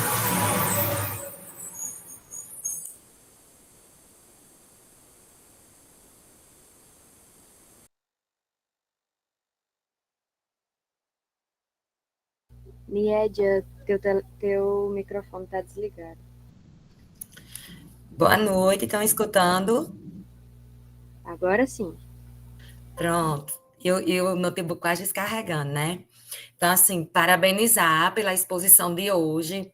Eu, como em sala de aula, né, tenho 11 anos como alfabetizadora, para mim parecia que estava aparecendo assim um monte de pílulas falantes da Emília e borbulhando aqui dentro, trazendo ideias, construindo pensamentos para jogar lá dentro da minha escola e fazer valer a pena. Minha, né? O sentimento de pertencimento. Eu acho que quando a gente educa, a gente tem esse sentimento pela escola, pelas pessoas. Então, cada vez que a gente se detém sobre uma leitura de Freire, sobre as trocas, aqui eu estou há 10 aulas em pé, né, que eu trabalho com crianças pela manhã e à tarde, então eu lecionei hoje 10 aulas, cheia de olheiras, cansada, com criança em casa pequena, mas assim, quando chega esse momento, para mim, é um momento que, tipo, limpa a minha alma, né? Cada encontro é uma bagagem nova, é algo que a gente quer levar adiante, que a gente se imagina dentro das falas de vocês, porque as falas de hoje permitiu isso, a gente, como se a gente estivesse vivenciando o que vocês vivenciam. Então, foi muito, muito, muito prazeroso, de verdade. Com relação às cartas, a minha reflexão vai com relação, pronto, à minha área, né, de professora alfabetizadora. Eu tenho uma grande angústia que eu carrego, porque, assim, eu vejo cada base da educação com muita importância, mas a fase da alfabetização, até pelas próprias falas do Freire, para mim é a parte assim, que a gente pode dizer, é de lá que começa, é de lá que se lapida, e é de lá de onde vai sair mentes brilhantes, fascinantes. Mas também é de lá onde vem a sociedade do esquecimento. Prova disso é quando um aluno faz uma redação de um Enem, que obtém um excelente resultado, é como se todo o esforço fosse para o professor de língua portuguesa, né, daquele período. E nós, alfabetizadores, terminando sendo esquecidos. Nós somos deixados para trás. A gente que ensinou aquele primeiro passo do conduzir um lápis, da consciência fonológica, da consciência fonêmica, de uma interpretação, de pegar aquela oralidade que as crianças trazem e transformar aquela oralidade em práticas de aula. A gente termina sendo esquecido diante da sociedade. E Freire, ele fala, eu sempre comento isso, é como se ele tivesse lá de outrora, jogando assim, dizendo, eu vou falar no seu ouvido, o que é que vai acontecer, como é que vai acontecer, e o que é que você tem que fazer. Então, para mim, é essa lavagem, né? Ler e escrever são princípios básicos, apesar de ter suas diferenças, caminham juntos, e assim, eu vejo que tem um grupo aqui da galera que ainda está na formação, né? Então, é bom a gente sempre buscar entender a importância que é a leitura e a escrita na vida do cidadão, né? Ou até mesmo da oralidade. Foi falado da questão do movimento, que eu até comentei, a própria BNCC, ela traz isso, ela quer que a gente trabalhe o corpo, o movimento, o outro, o eu, né, na própria escola, e o ouvir. E eu acredito que as escolas, por estar dentro do contexto da sala de aula, as escolas elas pecam muito nessa parte do ouvir. Por quê? Porque quer jogar o conteúdo, mas esquece de entender, de compreender o seu aluno. Então, é isso, gente.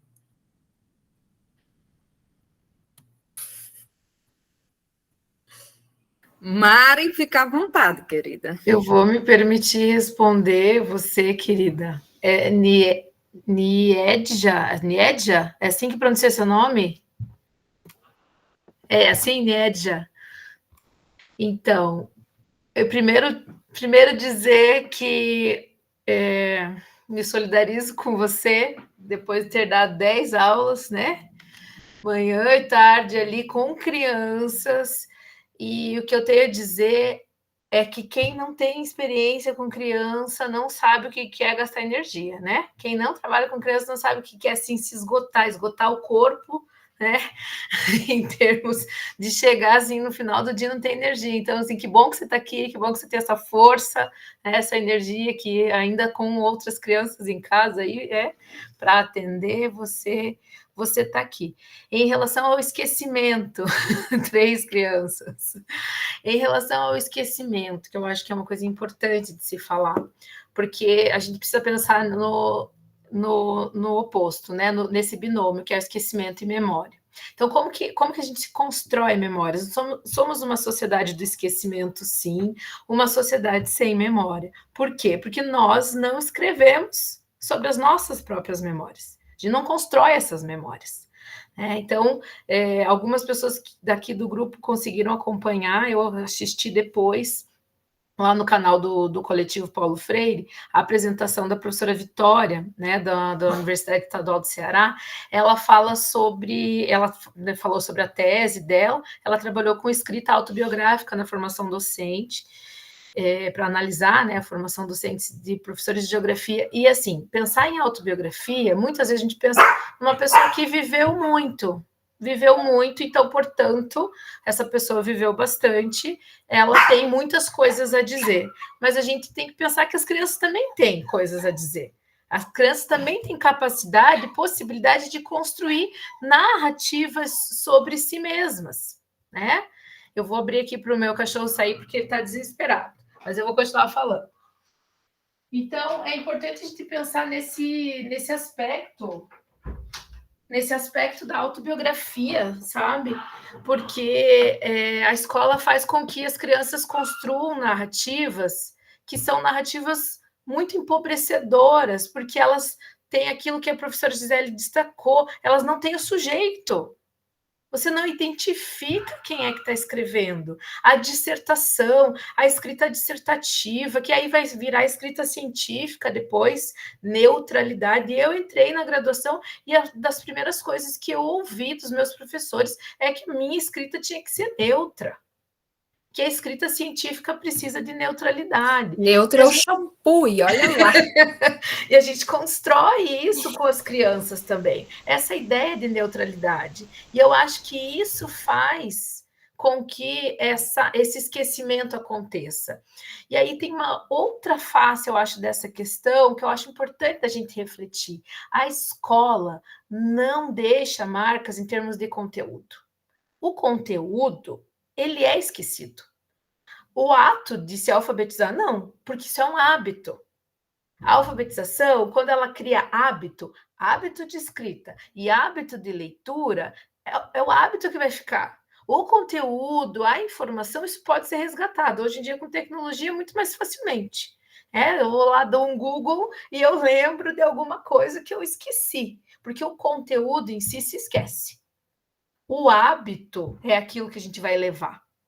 Né? Então, é importante pensar nisso também, escrever e refletir sobre as próprias memórias, sobre as memórias familiares, sobre a memória do bairro, a memória da vila, da cidade, né? Conhecer esse território, como a Prof. Gi falou, é preciso conhecer o território, o chão que a gente está pisando.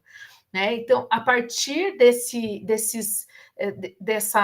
hábito de se escrever, é que se deixam essas marcas, né? E eu acho que esse esquecimento, eu sei que não é exatamente disso que você estava falando, né? Mas eu acho que essa ideia aí de esquecimento, e pode ter certeza, as crianças que passaram há 10 anos atrás pela tua sala de aula, que são adultos hoje ou que são adolescentes, eles lembram de você. Eles lembram de você. E alguma memória sempre fica. E não é a memória do conteúdo, pode ter certeza. É a memória do afeto, né? É a memória dessa convivência.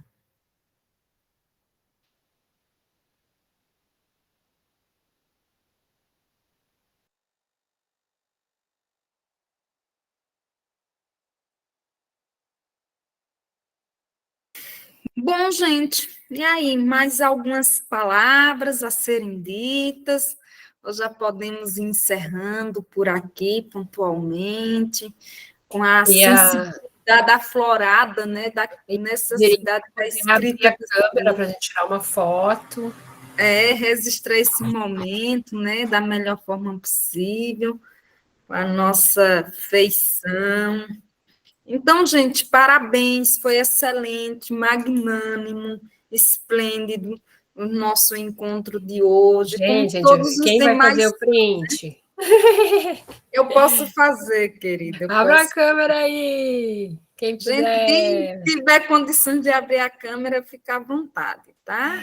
Professora Maria, desculpa te interromper, mas eu quero deixar um agradecimento, né, a esse acolhimento generoso, né, carinhoso, aí pelo grupo de estudos e pesquisas em Paulo Freire, né, nós temos nos sentido, né, muito acolhidas, e obrigado pela escuta, pelos aprendizados, pelas partilhas, né, deixar esse registro aqui, e agradecer, né, porque a gente se fortalece, né, e tanto quem está cansado, ficou 10 horas trabalhando com crianças, mas eu fiquei 10 horas hoje lidando com adultos terríveis, eu preferiria estar com as crianças, resolvendo coisas terríveis, que você não tem dimensões do que são, mas esse momento realmente nos fortalece bastante. É muito importante nós